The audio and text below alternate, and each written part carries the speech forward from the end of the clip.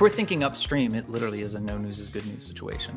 What are some of the Right. things? What are some of the things that you need to think upstream of? Oh, just things in Everything. general. I mean, it just reminded me. So for a while, I used to do, like, I set my appointments, my calendar by memory. Like, oh Mhm. yeah, I'll remember this. I'll remember to call this person. Yeah. I'll remember, to show up for this meeting.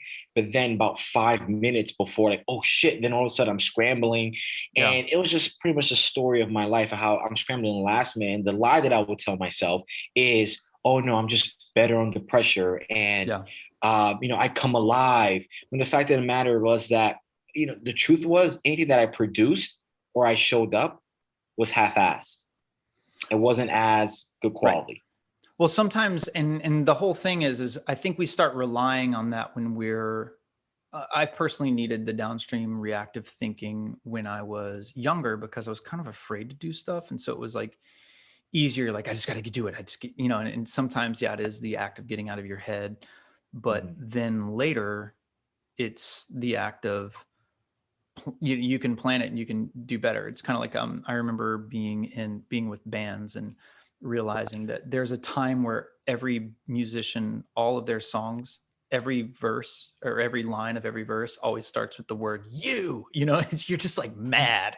And Yeah, yeah. and then over time, and then we need like a breakup or we need like something dramatic in order to stimulate the art. Mhm. And I remember music directing for this one group. And then I was like, let's all get together at 10 o'clock in the morning, go in the studio and play music. Because if we're really songwriters and we're really musicians, we can do it first thing, we can do it anytime. A beaver Mhm. can build a dam at any time, right? If you're a Mhm. musician. And that's one of the things that I work with in martial arts is I always say, to tap into your best, most powerful self, you shouldn't need extreme circumstance, right? Martial arts is to tap into Oh. you're most powerful when you're most relaxed, calm, and Mhm. clear. But for some reason, through Captain America and Marvel movies, we think when you throw your hands out, go "Rah!" Like that's when you're, and Mhm. um, I remember doing this. There's this director who told us to run in and look tough, right? And I just went in and Yeah. I looked really relaxed.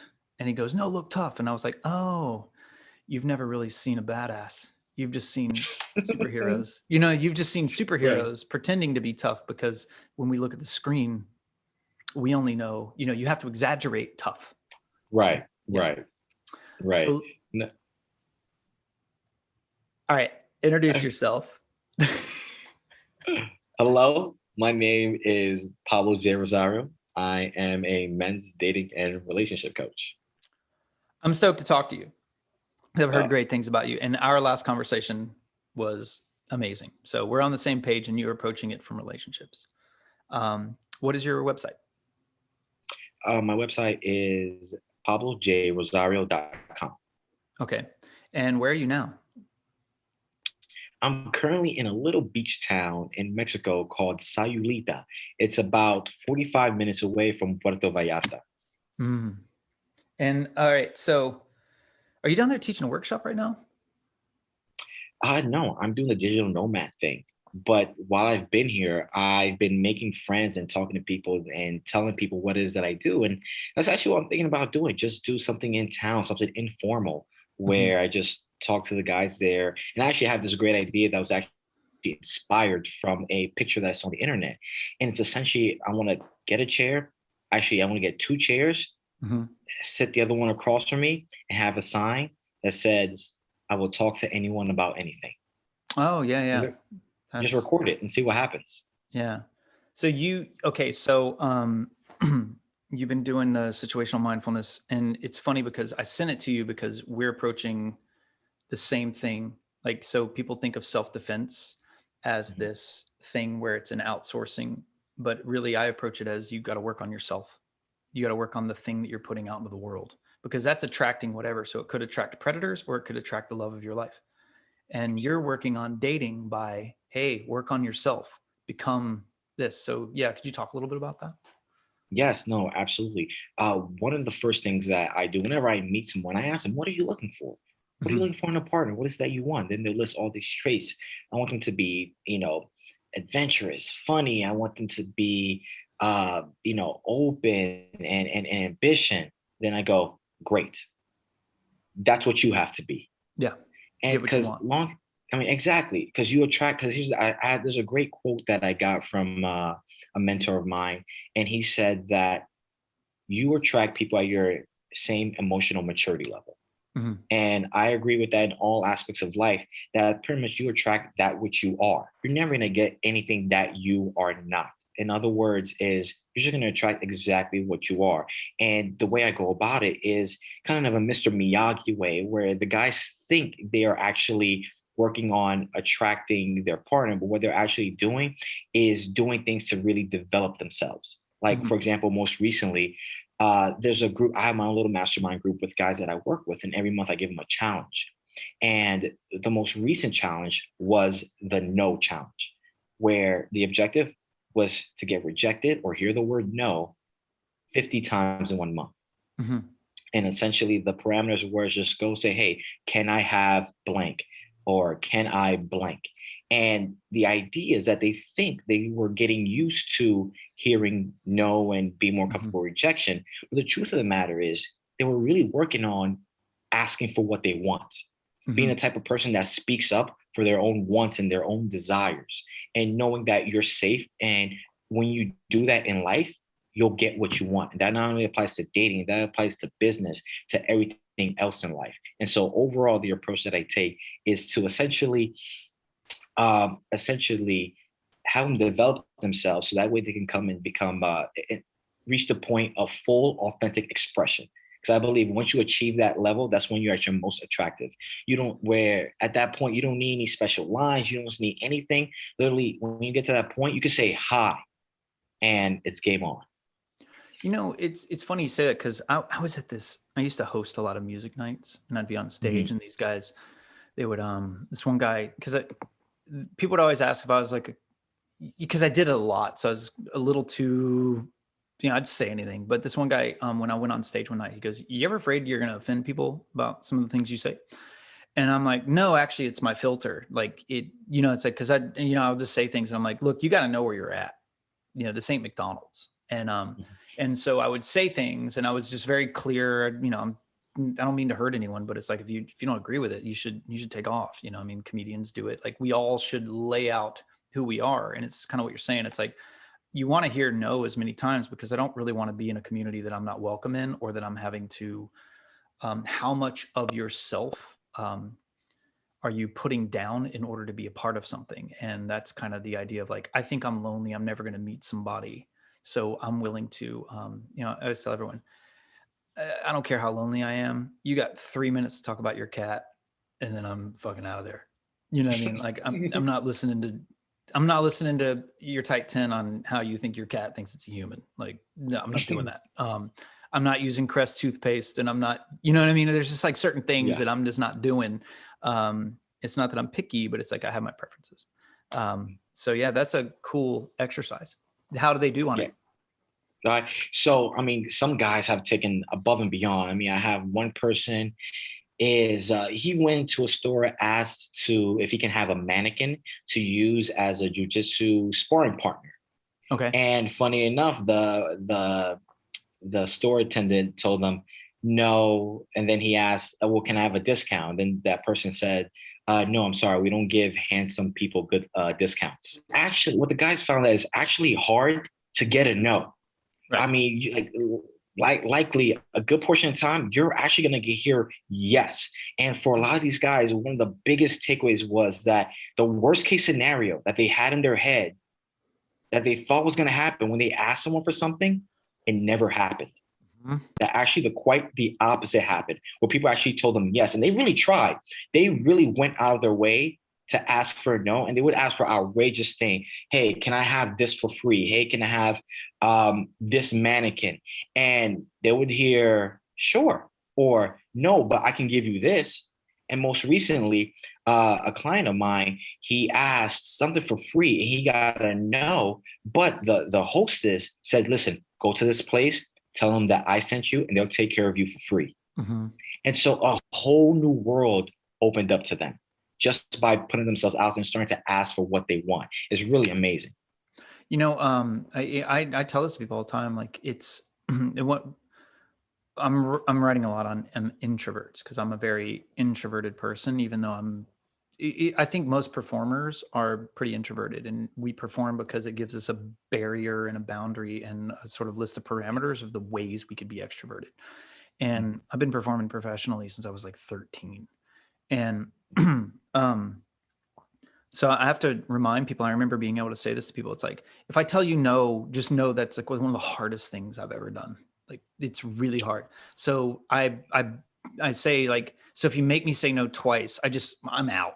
Like, Yeah. like saying Yeah. no to, with people. And that's a hard thing. I don't think we understand how, some of the reasons why we lash out at people is because we keep putting ourselves in positions that we're afraid to say no. And then people can kind of feel that. And and then it can attract vampirical energies on us. So I think searching for no will almost kind of subconsciously gives us the permission to say no too. Because if we're not afraid of it, then oftentimes we won't be afraid to say it. I know I'm Exactly. perfectly happy to hear no all the Oh, time. Yeah. oh no, that's fine. No doesn't have to be bad.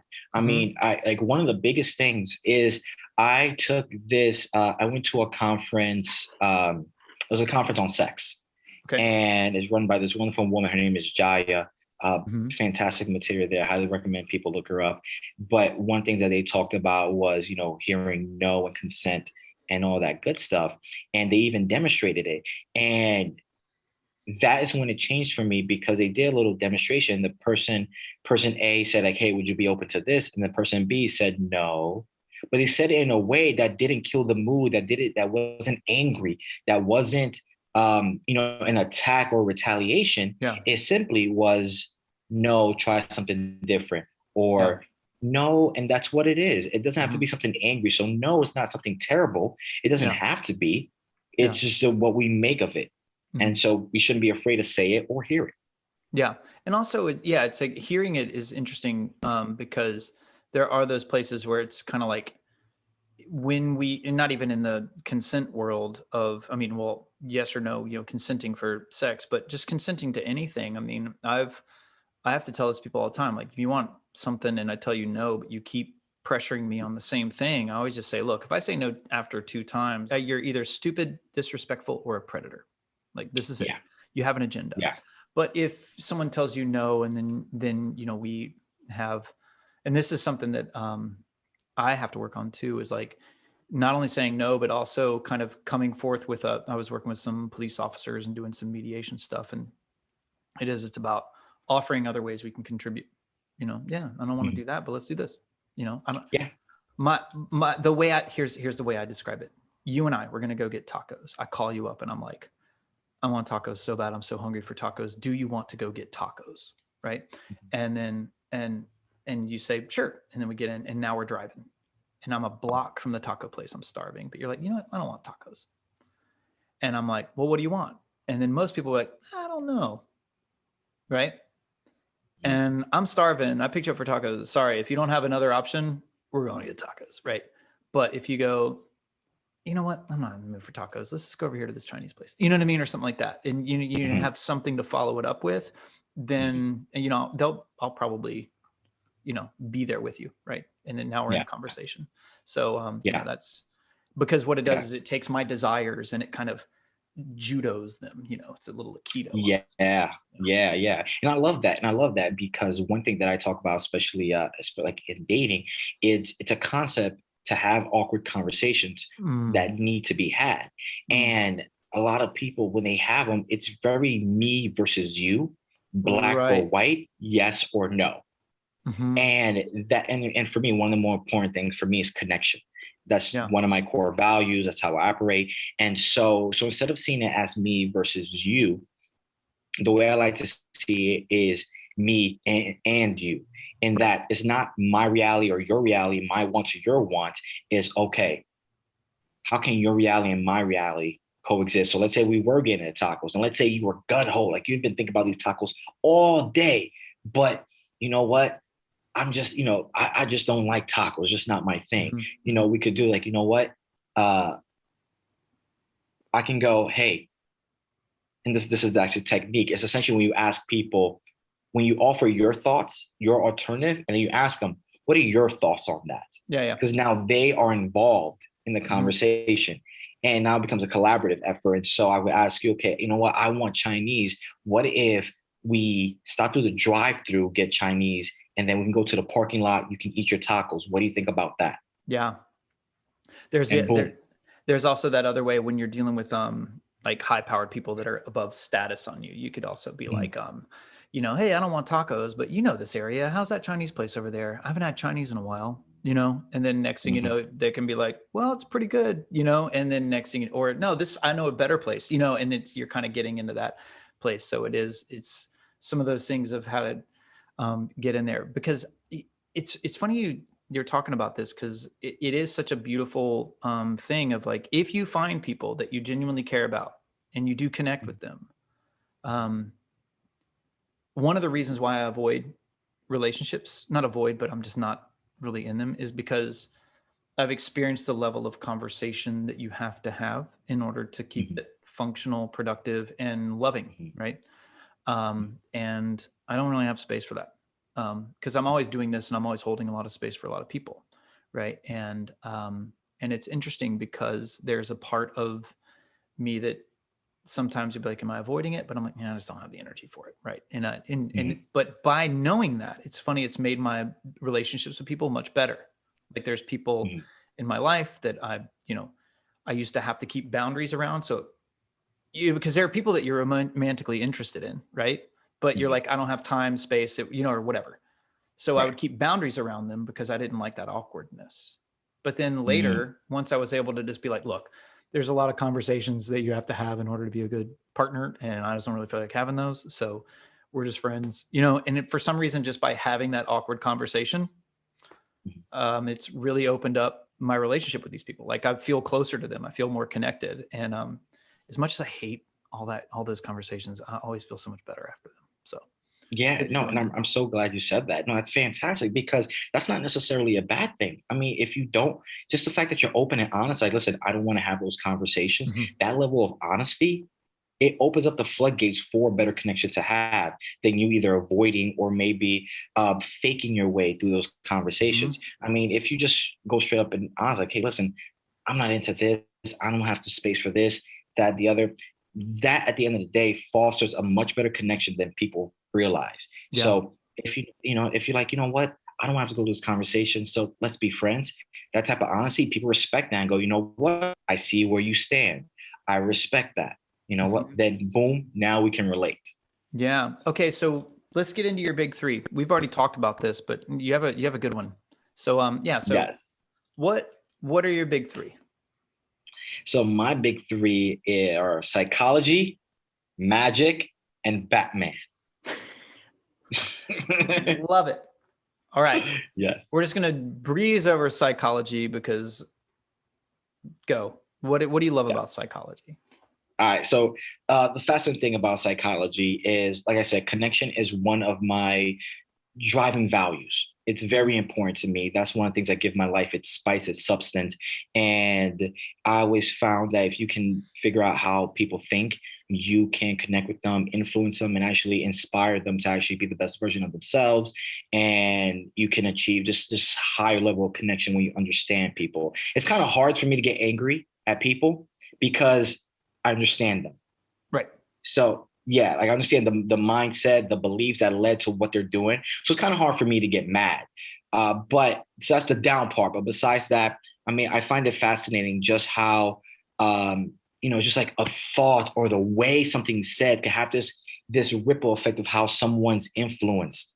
Mhm. Um, like simple language. I mean, I know you can relate when I say this, is like I find it fascinating when you're talking to someone, and if I'm telling you a story and I say, yes, so and so was angry, you have a different connotation. If I go, yeah, Mhm. so and so was pissed off, Yeah. there's a different Mhm. feeling within you, and just that effect of the way the mind affects the body and affects behavior. I find that super fascinating. This is also what are some of the things of you talk about psychology, Mhm, but and I feel a lot of people learn these things to try to get and up just kind of what I was mentioned in the situational mindfulness stuff. A lot of people try to learn body language and psychology to be able to look at other people and know what's going on. But really, as non-professionals in this work, it's a good lens into the ways that we think. And, like I can learn how I think. What are some of do you give people exercises or anything like that to help people see how they think or how they view things? Oh, yes. So absolutely. So one of my favorite exercises, and it's funny, because I was also going to mention this, um, in your program, you talk about external awareness, internal Hmm. awareness. Hmm. You just explain it so much better. So I'm going to borrow that and give you credit. But uh, and so one of the things, like, so when the guys that I talk to, when they're out and about, they're talking all the time, they feel nervous, they feel anxious. Yeah. And so one of the best things I tell them is I tell them, okay, uh, notice your breathing. Where are you breathing? How fast are you breathing? And as I start there and tell them your breathing is reflective of your state. It tells you whether you're amped up, you're low, it tells you where you're at. It's a great way for you to be aware. You want to immediately get into a resourceful state where you can actually have a conversation. Slow your breathing down. Start breathing into your diaphragm instead of your stomach. All Mm. right, now once, and so first, boom, we get them to that state. And so I have them do that. Another thing I have them do is also meditate. I tell Mm. every single one of my guys to meditate, because when they meditate, they're able to have that separation between impulse and reaction, Mhm. and it allows them to actually separate themselves when they feel nervous, when they feel anxious or maybe less than. It allows them to get that space to actually check their thoughts and do that. Um, Another thing, as far as like psychology wise, that's involved that I have them do is I have them say hi. It's kind of nuts, but like for me, the approach that I take, the my belief is that yes, I can tell you something. I could tell these guys, psychology theories and techniques, but it's always my belief that the brain learns by doing. Mhm. That I can teach you can watch it, but it's a different type of level of learning when you're actually doing it and you actually experience the lesson. And so one thing that I have them do is right off the bat, as soon as I work with anyone, I have them start saying a hi to everybody. For 30 days, say hi at least one time a day, one new person every single day. And what ends up happening is that all of a sudden they start to have different experiences where not only their perception of themselves start to change, they start to go from, oh, I'm shy, I don't talk to people, to, oh, I'm a person who says hi to people. So Yeah. their identity starts to change. The next thing that happens is that their beliefs about people start to change. Whereas previously they may have thought, oh, that person over there with a grumpy face, they don't want to be talked to. I could do that. I could talk about this from a personal standpoint because I also did the exercise, which was now when I see a person, they have a grumpy face, the belief that I have now is not that they're angry, that people are unfriendly. The belief that I have is that's just the face they have before they smile.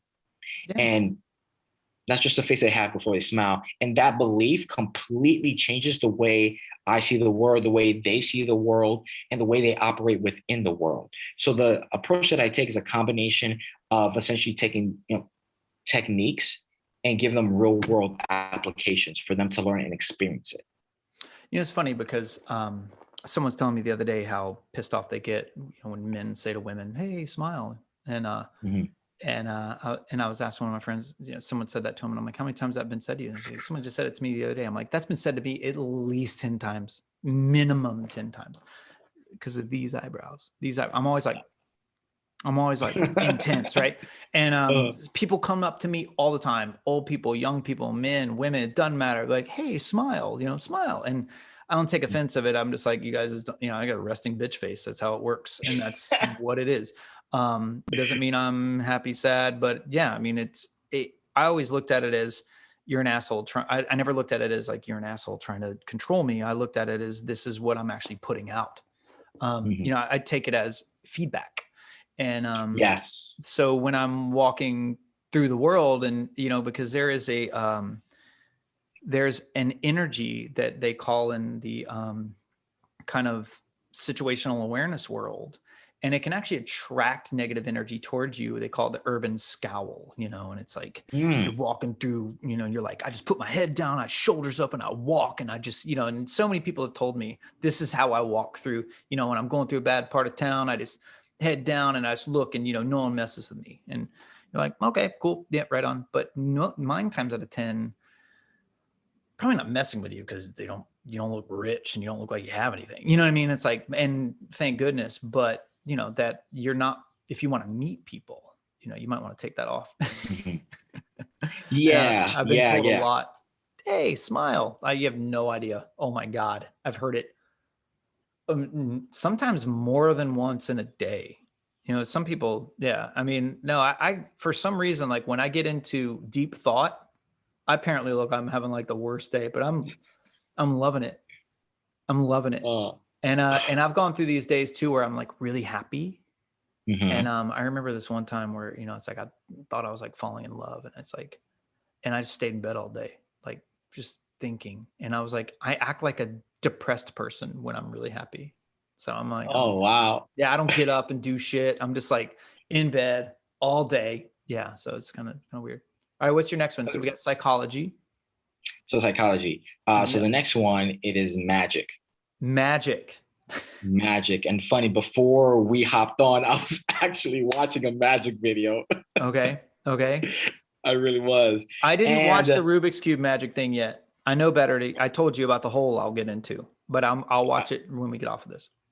Yeah. yes, yes, yes. Just forewarning. It's pretty cool, and it may take you down a hole of what's possible. Because I didn't even know doing magic with Rubik's cube was a thing until I found out about it.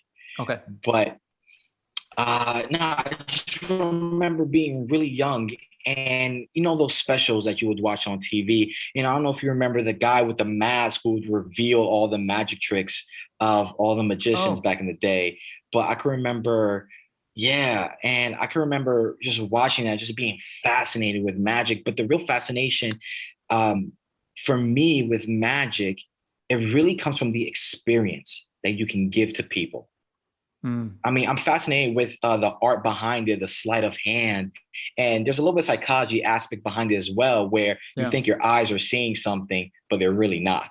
Right. And like that part actually is fantastic, especially close-up magic, where people go, "Let me see your hands." You go, "Okay," and you do it, and their mind's still blown, which I find fascinating. But my favorite part is really just the experience that you can give someone of amazement of something that's seemingly impossible. What really got me into it is that's literally the next best thing to superpowers. I mean, as you can tell from my big three, I'm still a kid at heart. Mm, And I always thought, how cool would it be to be that guy that anytime, any place, you could do a magic trick where you get like, hey, watch this, boom, and something that so casual, but just seems impossible. And that's been my ultimate goal and my ultimate motivation. So a lot of my stuff is I love cards, so I love close-up magic with sleight of hand, but also just with everyday items, which is why I have the Rubik's cube. And something is a mhm. great way to get attention, and then it just blows people's mind. Like it's one of my favorite things in the world. Okay, so two questions. What's your trick? You just want to blow some minds, and then what's your dream trick that would blow your mind if you got it? So the trick that I have right now that blows everyone's minds, I actually have a funny story about it. It's a pretty simple trick, is an effect, but it is magical. Where simply said is I'll pick a card, I'll put it in your hand, and then I'll take another card, and then I'll literally wipe it under your hand, take it out, then I'll have your card and you'll have my card. We'll switch cards. Mm, And I was on an airplane about 2 weeks ago. There was a lady next to me. She saw me playing with cars. She goes, "Oh, you do tricks?" I go, "Yeah, a little bit of a magician." And then I do the trick where essentially I hand her the Joker. Then she puts it in her hand. I have a six of clubs. I waved my hand under her hand. Then I had the Joker, and she had the six of clubs, and she slapped my hand and screamed in the middle of the plane because she saw how amazed she was. And so that is my favorite go-to, blows people's mind every single time. My There is a trick that I would like, I'm still working on, but if I got it, it would blow my mind. And I'm super excited about, but essentially it is it's called the coin matrix. So it's essentially what it is that you have four coins in a box, and then you put cards over each coin.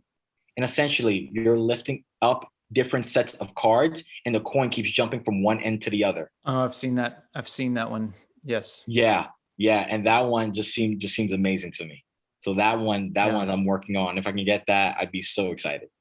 Yeah. I told you that man, I went down that a fool us, the Penn and Teller Yeah. fool us hole, and Hmm. I couldn't stop. I couldn't stop because close up magic is pretty. It's just insane, and the level of magic is going on. It's so. I mean, so good now. Oh, Like, yeah, and then the Eastern European dude or the Japanese dude shows up, and you're like, exactly. crazy.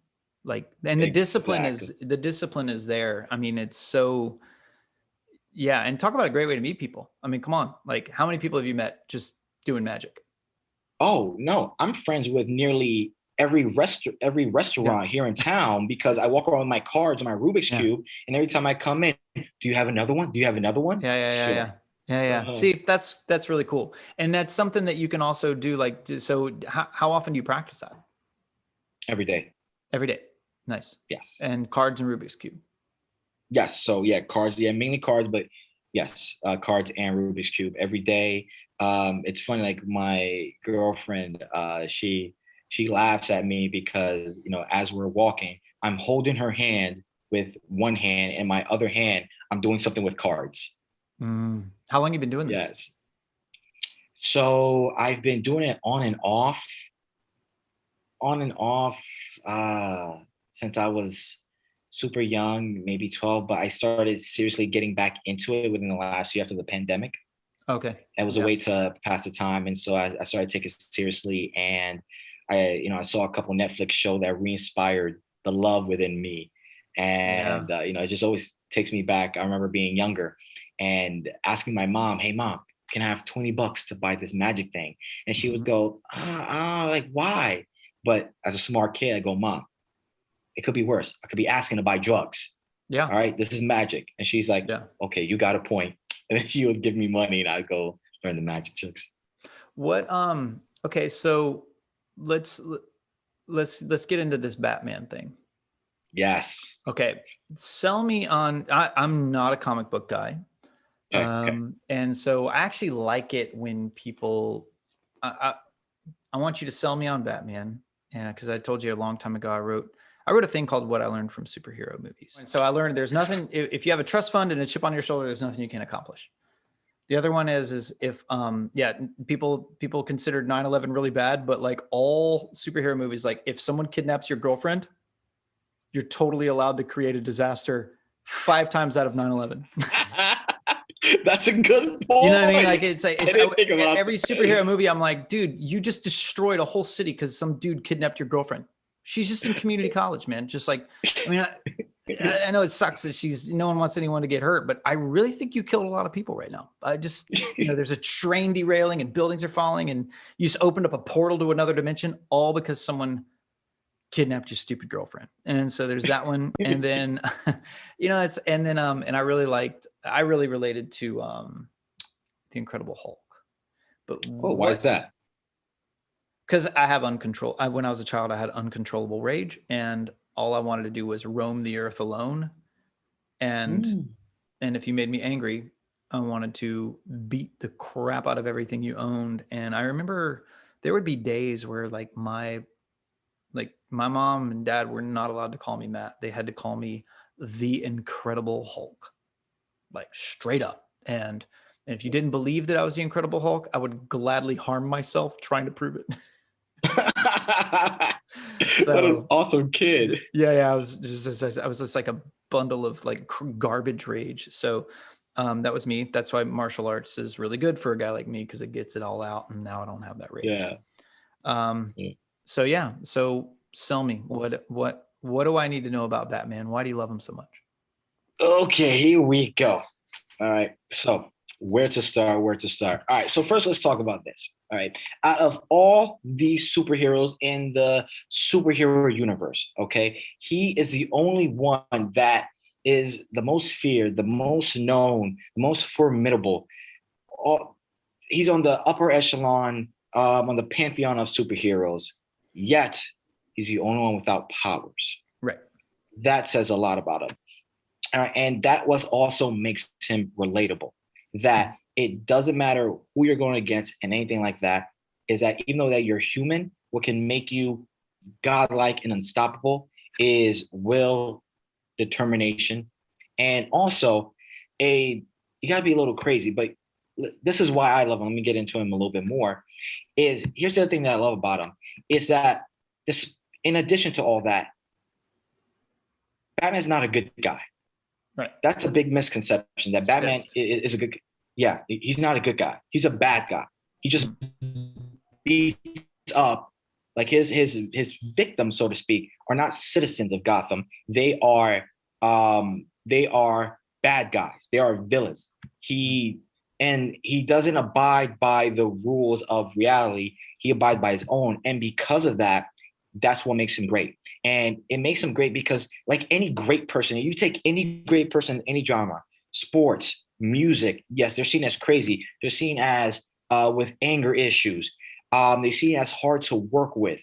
But the reason why that is, why the rest of society sees them as such, is because they do not abide by the rules and the limitations of society, of conventional society. Batman is the same way, where that's the reason why he's not a cop, is because those to be a cop is to work within limitations. To be Batman is to not have limits. To be Batman is to not have limits. To be Batman is to be solely focused, is to be an embodiment, if you will, an embodiment of a mission, of perseverance, of vengeance in his case. Okay. And that's what makes him fascinating is the fact that for him, he doesn't consider himself human. He considers himself the embodiment of vengeance because that's his mission. And everyone has their mission, I believe, in life. Everyone has their what's it called? The thing that they will go to war for. There's one or two things that people, that's what make their life about, that they have for some odd reason. This is what gets them going. What gets them to get into fights, into arguments about, to stay up late for. For Batman happens to be vengeance and justice. For myself, it's the full it's a full expression of self. Like that's one thing. Anything that hinders the expression of self, I'm a calm guy, but I get angry for. That's why, nothing against people who join fraternities. That's why I never joined a fraternity, because it felt like the death of the individual. So for me, let the individual shine. Okay. On top Oh, of sorry. that, Keep going. Keep going. I oh like no, this. please go ahead. I was there's levels, right? Stuff, self, purpose, like the three pursuits, right? And I feel that a long time ago we had more opportunity to learn who we are. We had more rites of passage, a little bit more time alone, a little bit Mm-hmm. less distraction from just kind of discovering like what you want to do. It's even in the 80s and 90s when you stayed home from school, you were kind of entertained until The Price is Right went on, and then after that it's just shitty TV shows, so you had to like figure it out.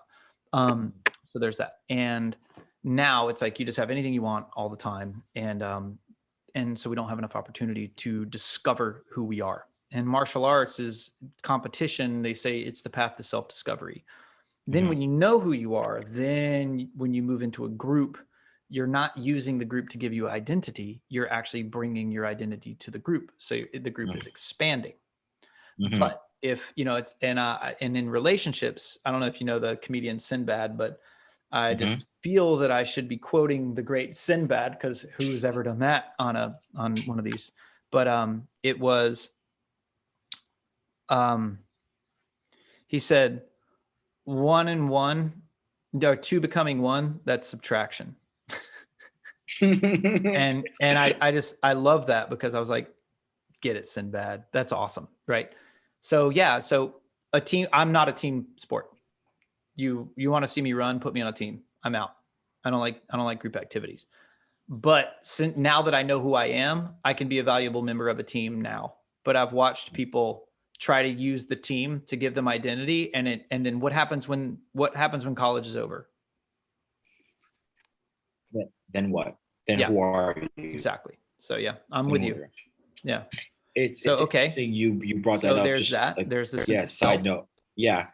So there's sense of self that he brings, which I is fantastic. On top of that, the psychology behind Batman is fascinating because one of the questions that's been debated is it Bruce Wayne disguised as Batman or Mhm. Batman disguised as Bruce Wayne?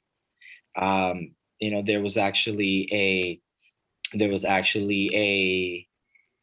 in this book that I'm reading, actually, Batman Psychology. One theory is that even Batman has said this is that it's the moment his parents died is the moment he became Batman.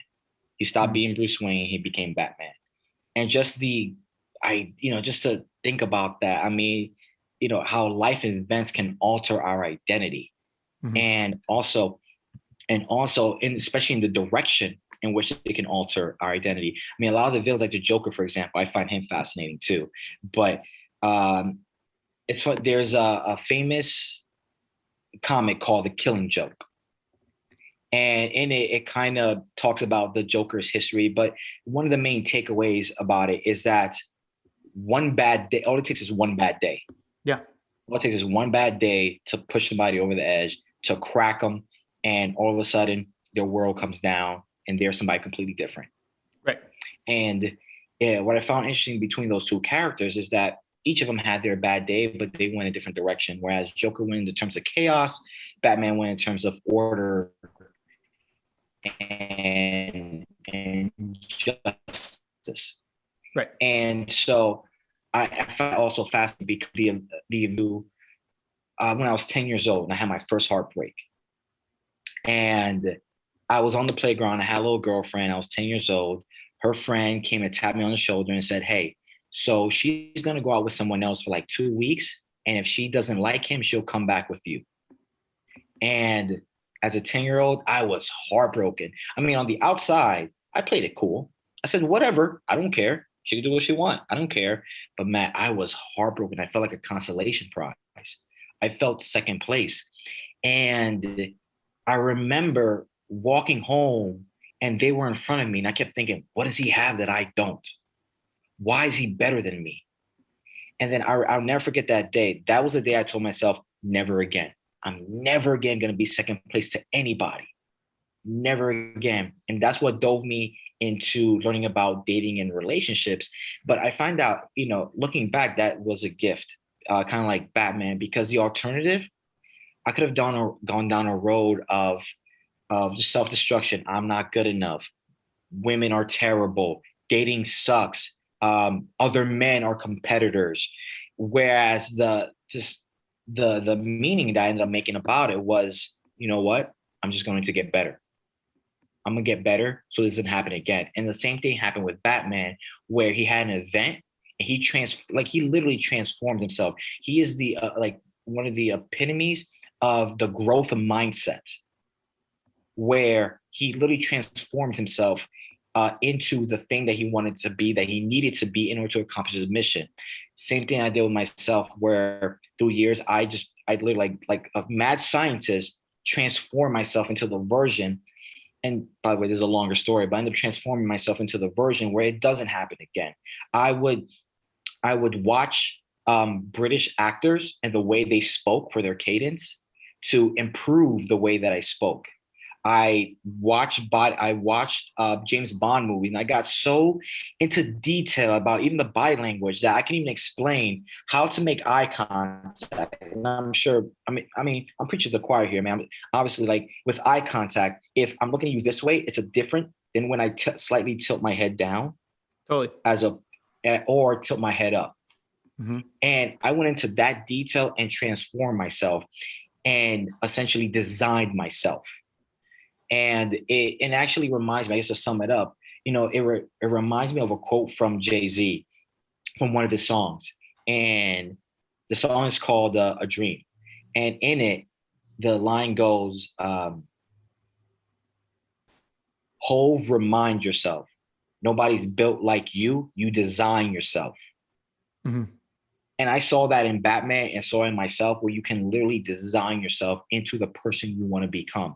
And if you're crazy enough and you don't abide what other people say is possible, what other people say is normal, you can do amazing things.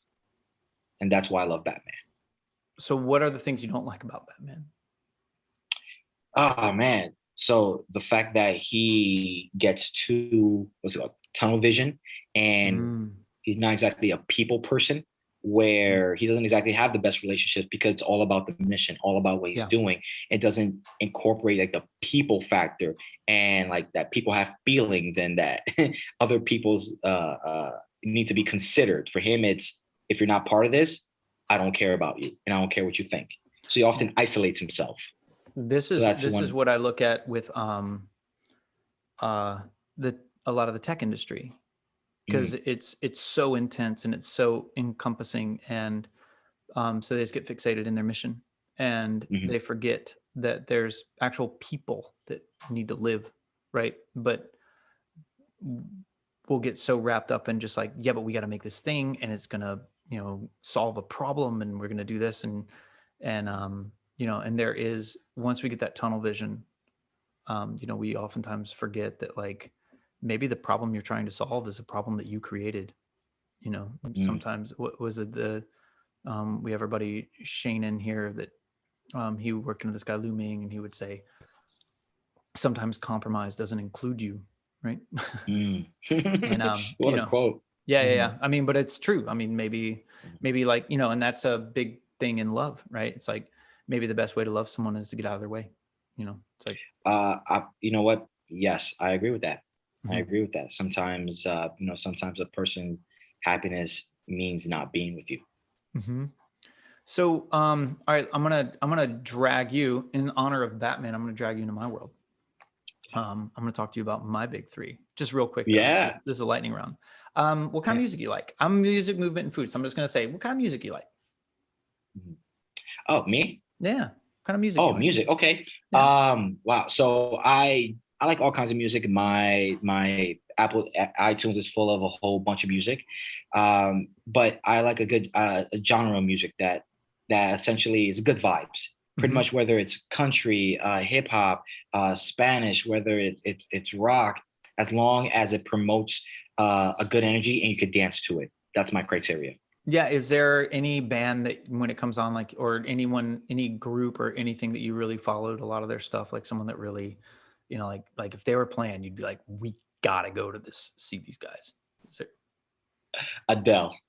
Oh, all right. Yeah. Adele. Nice. I went to a concert, um, and like, can I just tell you, Matt, like the ability to she didn't dance. She didn't have background dancers, light shows. It was just one woman Yeah. singing for an hour and a half the whole time. You're like this, just Yeah, can I all. say something real quick? This Go is ahead. this is the test. All right, so our culture is based around, well, it's all white noise right now, and there's so Hmm. many people battling for attention. So kind of the only way you can get attention is by being some spectacle, right? Hmm. Um, and then when I moved to the Bay Area, I was like, oh my God, it's like, I used to say it, they try to figure out how to make good for you, bad for you. So it's like, they'll take something, and it's like, I remember the first time I heard of hula hooping, and then everyone's like, have you seen fire hooping? And then, I spin clubs, and they're like, have you seen fire clubs? And then I was doing bodywork massage, and someone's like, I have a friend who does fire massage. And I'm like, dude, you guys got to stop. You got to stop with the spectacle. Because, in just like what I said about music, I had this great producer mentor. He was just like, a good way to see if a song is good is you can walk into any environment, walk up to a piano or a guitar, sit down, no lights, nothing, play the song, and it holds up. It entertains people, it captivates people, it and then the production can enhance and expand that idea, right? Yes, there are some Yes. songs that have been produced and they're amazing, and it'd be hard to pull off Bohemian Rhapsody all alone, but um, most of the time, in our world now, people are so auto-tuned and produced to perfection, we forget Hmm. that there are humans that make music. Like, I think Beyonce is ruined with her production, because if you've ever Yeah. seen like old live footage of her, she is ruthless. But then you get all these scientific, people trying to, tap into the, fun dip mindset of, it's like everything has to basically be the musical equivalent of Yeah. Sour Patch Kids, and Yeah. it kills me. But yeah, Adele is legit. Yeah. Like that, it's the voice, the music. Hmm. It's just beautiful. I heard her, and I'm not a new Adele fan. I've been an Adele fan since her album 19 came out. Before Okay. she had the, before the glitz and glamour. I fell in love with her there. Okay, So I'm gonna get you on to there's another woman. Hold on. Oh God. is it Nora Do, Jones? do you know Leanne La Havas? No. Okay, she's got this song called Bittersweet. Okay, yeah, lay it on me. I'm just gonna tell you right now, you're welcome. Okay, all right, all Yeah, right. Leanne La Havas. Okay. Um, brutal. It's one of those songs. It's and who's that? Who's the other? Um, oh, some people want it all, but Alicia I Keys. don't want nothing at all. Oh man, it's like Yes. it's really funny because I think the fastest I've ever gone on a motorcycle was to that song. Wow. So I'm just like, some people, I'm just like, just flying. And I was like on this road trip and I'm just like soaring through, it was like through Joshua Tree. And I'm just like, I Yeah. mean, I'm doing a buck 40, a buck 50, just like pumping through the desert, just pumping that song. That's so good. I mean, if you were, Oh, if you were to imagine like, what is this guy listening to? You probably wouldn't think it was that. yeah. Yeah. Next time I Yeah. see a guy on a motorcycle, that's what I'm gonna think. Yeah. Okay. All right. Movement. What do you do? Do you are you into training? Do you like to exercise? What do you like to do for movement? I like to, I mean, for movement, I love to dance. Okay. But yeah, I love to dance. Like best way to move my body and keep young. Hmm. As far as working out, I'm a kinesthetics type of guy.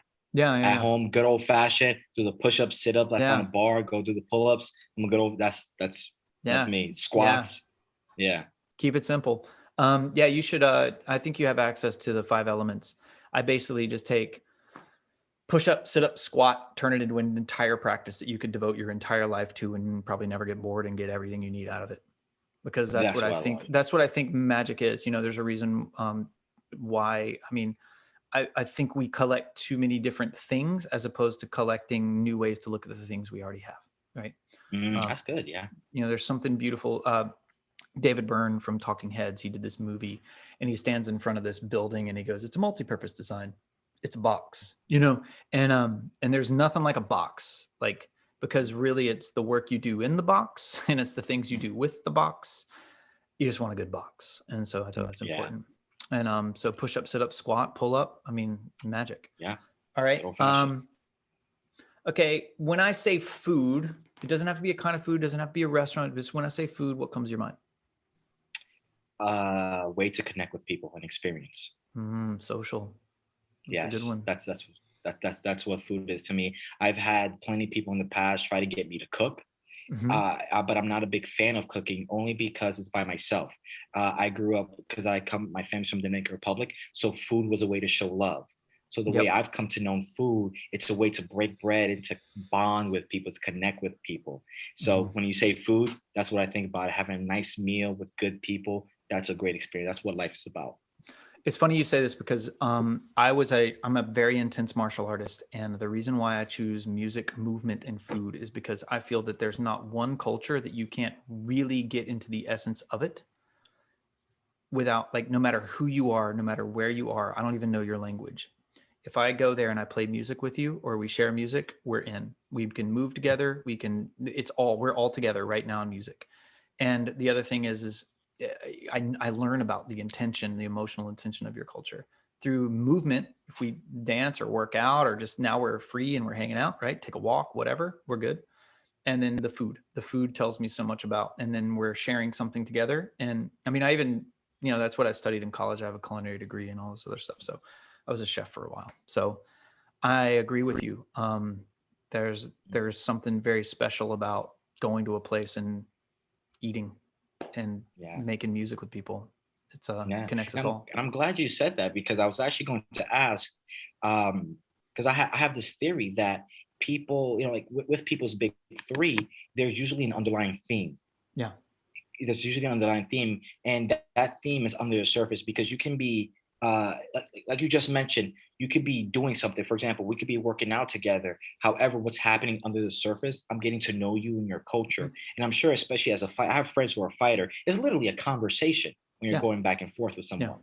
Yeah. And so that's one thing I want to hop on, ask you, and see what was the underlying theme behind your big three.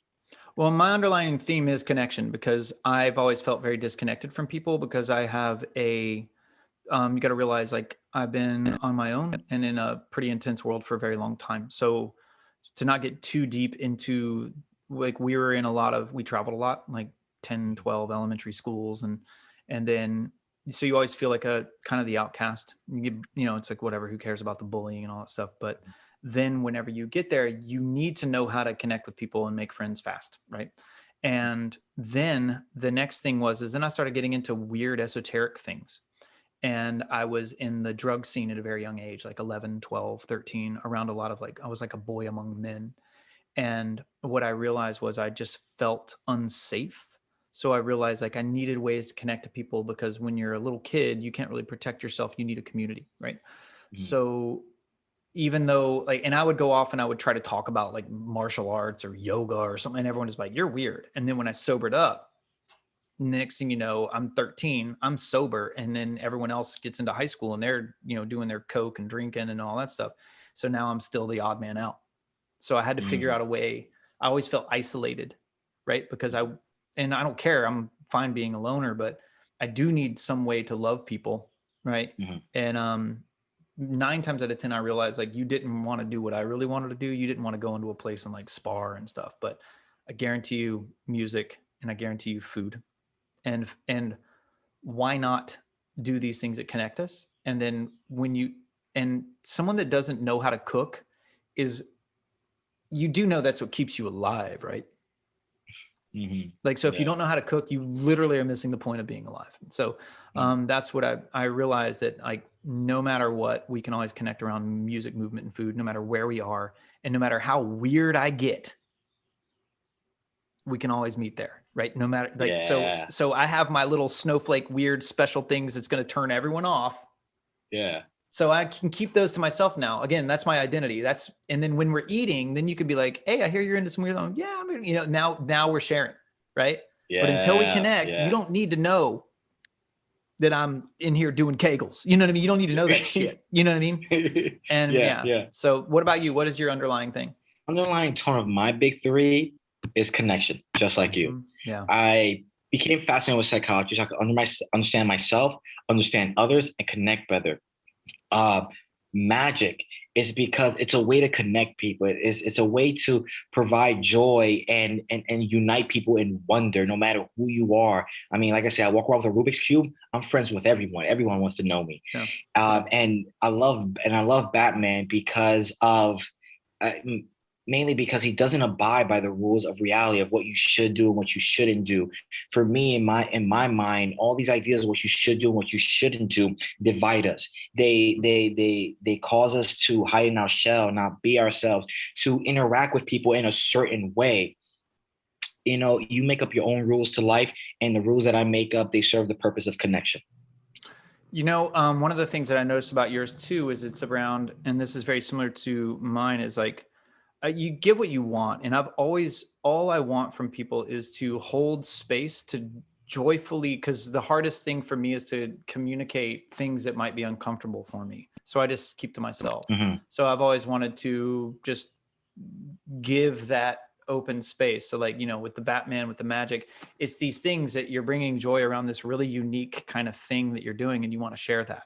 And you're trying, and it's Mhm. almost like trying to hold space for people to be allowed to share and be open to the thing that they might be doing that's unique. Yeah, Yeah. that's And I very think good that's insight. Yeah. I it's think really I think cool. we all need that. I think Mhm. we all need that. I mean, I think that's how you get people that feel weird and insecure to come out of their shell and know that it's okay. People want to get to know. People want to hear about your weird shit.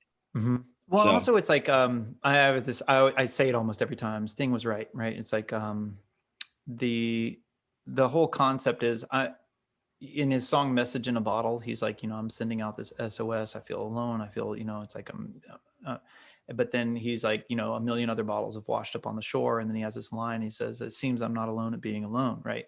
And when we're Mhm. wrapped up in our insecurities, we feel that we're alone. But if you know the group class mentality and you've been in enough group classes, people go in there and they're going to stand in the back of the room and they're like, I don't want to go because I don't want everyone looking at me. And I'm like, Mhm. everyone's thinking the same thing. Everyone's like, I don't want everyone looking at me. I don't, and Yeah. no one's looking at you. They're all looking at themselves in the Yeah. mirror. That's it. And if you can know that, then it's really funny because like every now and then you can stand there and you can be like, hey man, you were really, man, I love the way you were kicking right there. And then when they notice that you saw them but you didn't judge them, or you saw them and you like they inspired you, they're like, oh thank, and now you're connected again. But most of Boom. the time we're not, like no one gives, like, come on, most people are just try getting them People off are their too. phone. Yeah, just there's your first step, just get off your phone. Exactly. I mean, that's what I tell guys. Guys that are nervous, they tell me, "Hey, I'm nervous to approach because I feel like everyone's watching." No, they're not. They're not. No, they're not. Did you They're know? totally Did you not. notice that person walking by? No, Yeah, exactly, because you weren't paying attention. You were in yeah, your own world. yeah. Everyone else is doing the same thing. Yeah. Yeah, it's really funny on how, I mean, how I was a folk singer, singer-songwriter and going onto stages, and it's like you're in a bar, you walk in with a guitar, you're obviously the anomaly. You walk up on the stage and you stand there and you have to work really hard just to get them to look up from their pitcher of beer and hot wings. I mean, you have to work so hard Mhm. because I mean, I don't play cover songs, so it's like I played only my own music. And Mhm. so when you're about to play all your own music, you just have to connect. And because you can't just go through therapy on stage, like no one wants to hear that shit. And I Yeah, gotta like you before I care about your feelings, So that's what the are the thing. what are the ways we connect first? Oh, Yeah. is there anything you'd like to leave us with today? Ah, it's funny. It started out as a playful catchphrase, but Hmm. it's really just something really great way to live life, which is to stay sexy. 'Cause I fully believe that everyone should feel themselves. Think you're great. All right, Hmm. love yourself. Walk around like you're the hottest thing since sliced bread. Hmm. Hmm. Be kind. We need a lot of that. Be kind to yourself. Be kind to others, and essentially, be you. Don't try to Yeah. be anybody else. Enjoy it. So yeah, be sexy. Be kind. Be you. Big round of applause.